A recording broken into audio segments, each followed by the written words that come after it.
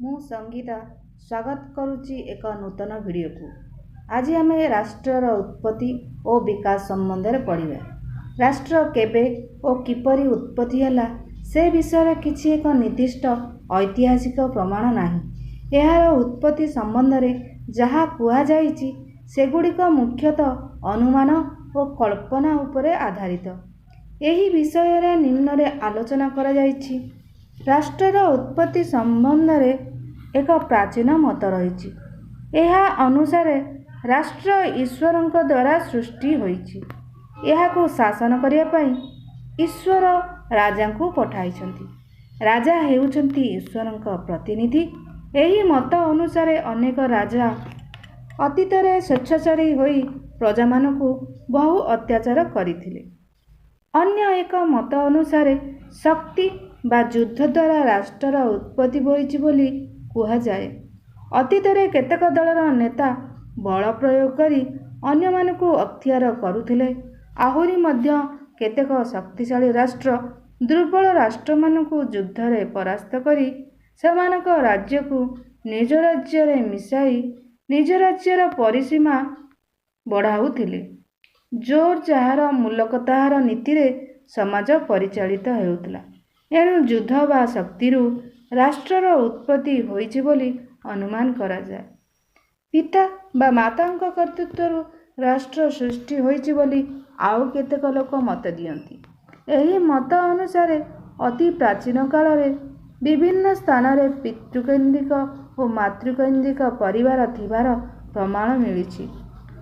ପିତା ବା ମାତା ପରିବାରର ମୁଖ୍ୟ ଥିଲେ। ପରିବାରର ମୁଖ୍ୟ ହିସାବରେ ଅନ୍ୟମାନେ ସେମାନଙ୍କୁ ମାନୁଥିଲେ। ପରିବାରରୁ ବଂଶ ଓ ବଂଶରୁ ଗୋଷ୍ଠୀ ସୃଷ୍ଟି ହୋଇଥିଲା। ଏହି ଗୋଷ୍ଠୀରୁ ରାଷ୍ଟ୍ରର ଉତ୍ପତ୍ତି ହୋଇଛି। ରାଷ୍ଟ୍ରପିତା ବା ମାତାଙ୍କ କର୍ତ୍ତୃତ୍ୱର ରୂପାନ୍ତର ବୋଲି କୁହାଯାଏ। ରାଷ୍ଟ୍ରର ସୃଷ୍ଟି ସମ୍ବନ୍ଧରେ ଆଉ କେତେକ ଅନ୍ୟ ମତ ଦିଅନ୍ତି। ସେମାନଙ୍କ ମତରେ ସାମାଜିକ ଚୁକ୍ତିରୁ ରାଷ୍ଟ୍ରର ଉତ୍ପତ୍ତି ହୋଇଛି। ସେମାନେ କୁହନ୍ତି ସୃଷ୍ଟିର ପ୍ରାକ୍ କାଳରେ କୌଣସି ସମାଜ ବା ରାଷ୍ଟ୍ର ନଥିଲା। ସେତେବେଳେ ବାସ କରୁଥିବା ଆଦିମାନବମାନେ ସରଳ ଜୀବନଯାପନ କରୁଥିଲେ। ଏହି ଅବସ୍ଥାକୁ ମାନବର ପ୍ରାକୃତିକ ଅବସ୍ଥା କୁହାଯାଉଥିଲା। ପରେ ସେମାନଙ୍କ ମଧ୍ୟରେ ଗଣ୍ଡଗୋଳ ଲାଗିଲା। ସେମାନେ ଜୋର ଯାହାର ମୂଲକ ତାହାର ନୀତି ଅବଲମ୍ବନ କଲେ, ଯାହାର ଫଳସ୍ୱରୂପ ସେମାନେ ଅତି ଦୁଃଖରେ ଜୀବନଯାପନ କଲେ। କାଳକ୍ରମେ ଏହି ଅବସ୍ଥା ଅତ୍ୟନ୍ତ ଅସହ୍ୟ ହୋଇପଡ଼ିବାରୁ ନିଜର ଧନଜୀବନ ସୁରକ୍ଷା ଓ ଶାନ୍ତିରେ ରହିବା ପାଇଁ ସାମାଜିକ ଚୁକ୍ତି ସାହାଯ୍ୟରେ ରାଷ୍ଟ୍ର ସୃଷ୍ଟି କଲେ। ଆଉ କେତେକ ରାଷ୍ଟ୍ରର ଉତ୍ପତ୍ତି ସମ୍ବନ୍ଧରେ ଭିନ୍ନ ମତ ଦିଅନ୍ତି। ସେମାନଙ୍କ ମତ ହେଲା ରାଷ୍ଟ୍ର ବିଭିନ୍ନ ପର୍ଯ୍ୟାୟରେ କ୍ରମବିବର୍ତ୍ତନ ହୋଇ ଜନ୍ମ ଲାଭ କରିଛି। ସେଗୁଡ଼ିକୁ ନିମ୍ନରେ ଆଲୋଚନା କରାଯାଇଛି। ତୁମେ ଜାଣିଛ କି ମନୁଷ୍ୟ ଚୁକ୍ତି କରି ରାଷ୍ଟ୍ର ସୃଷ୍ଟି କରିଅଛି। ଏହି ମତକୁ ସାମାଜିକ ଚୁକ୍ତି ମତବାଦ କୁହାଯାଏ। ଇଂରେଜ ଦାର୍ଶନିକ ହବସ୍, ଲକ୍ ଓ ଫରାସୀ ଦାର୍ଶନିକ ରୁସୋ ସାମାଜିକ ଚୁକ୍ତି ମତବାଦର ସମର୍ଥକ ଅଟନ୍ତି।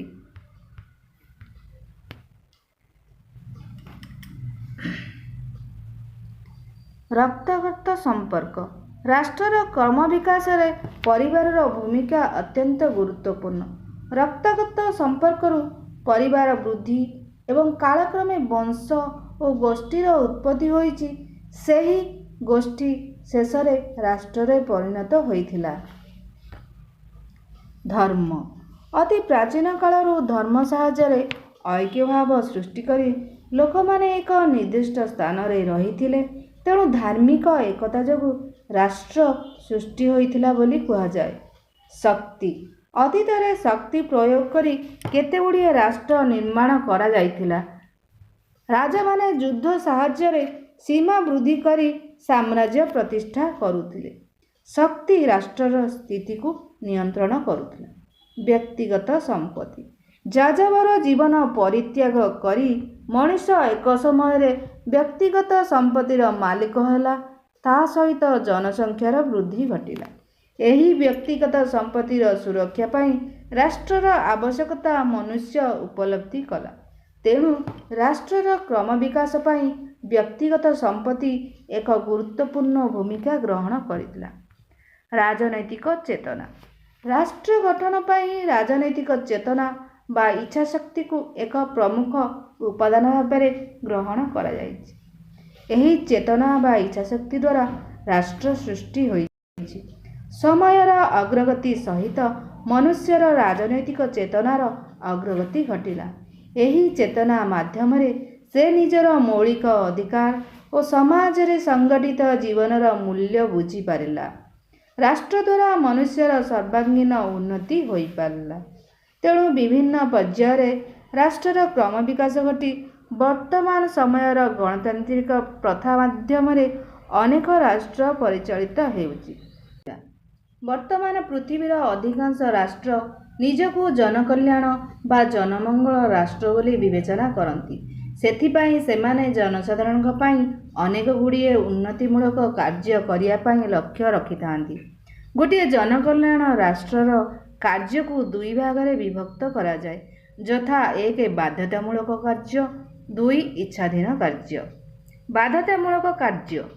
ଦେଶ ମଧ୍ୟରେ ଶାନ୍ତି ଶୃଙ୍ଖଳା ରକ୍ଷା କରି ଜନସାଧାରଣଙ୍କ ଧନ ଓ ଜୀବନକୁ ସୁରକ୍ଷା ଦେବା ଗୋଟିଏ ପଏଣ୍ଟ।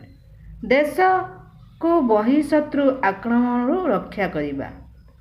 ଉତ୍ତମ ବୈଦେଶିକ ନୀତି ପ୍ରଣୟନ କରି ଅନ୍ୟ ଦେଶମାନଙ୍କ ସହ ସୁସମ୍ପର୍କ ସ୍ଥାପନ କରିବା।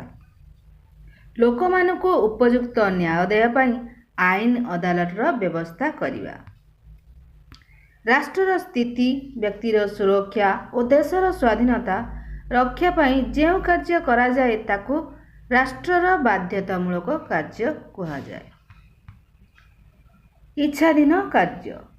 ଶିଳ୍ପ ସଂସ୍ଥାମାନଙ୍କୁ ନିୟନ୍ତ୍ରଣ କରିବା, କୃଷିର ଆଧୁନିକୀକରଣ, ଜଳସେଚନ ଓ ସମବାୟ ସଂସ୍ଥାର ଉନ୍ନତି କରିବା, ଅତ୍ୟାବଶ୍ୟକ ଜିନିଷର ଉଚିତ ଦରରେ ଯୋଗାଣ ଓ ବିକ୍ରି କରିବା, ଶିକ୍ଷା ଓ ସ୍ୱାସ୍ଥ୍ୟର ଉନ୍ନତି ପାଇଁ ବିଭିନ୍ନ କାର୍ଯ୍ୟକ୍ରମ ପ୍ରସ୍ତୁତ କରିବା ଓ କାର୍ଯ୍ୟକାରୀ କରିବା ପାଇଁ ପଦକ୍ଷେପ ନେବା, ଗମନାଗମନ ଓ ଯୋଗାଯୋଗ ବ୍ୟବସ୍ଥାର ଉପଯୁକ୍ତ ପରିଚାଳନା କରିବା, ଅର୍ଥନୈତିକ ଯୋଜନା ଦ୍ୱାରା ମାନବ ସମ୍ବଳର ଉପଯୁକ୍ତ ବିନିଯୋଗ କରିବା, ଦୁର୍ବଳ ଶ୍ରେଣୀର ଲୋକମାନଙ୍କ ପାଇଁ ସାମାଜିକ ଓ ଅର୍ଥନୈତିକ ବ୍ୟବସ୍ଥା କରିବା, ବୃଦ୍ଧ ଓ ବୃଦ୍ଧା, ପିତୃମାତୃହୀନ ଓ ଭିନ୍ନକ୍ଷମଙ୍କ ପାଇଁ ସାମାଜିକ ସୁରକ୍ଷା ପ୍ରଦାନ କରିବା, ବ୍ୟକ୍ତିର ଅଧିକାର ଇତ୍ୟାଦିର ସୁରକ୍ଷା କରିବା।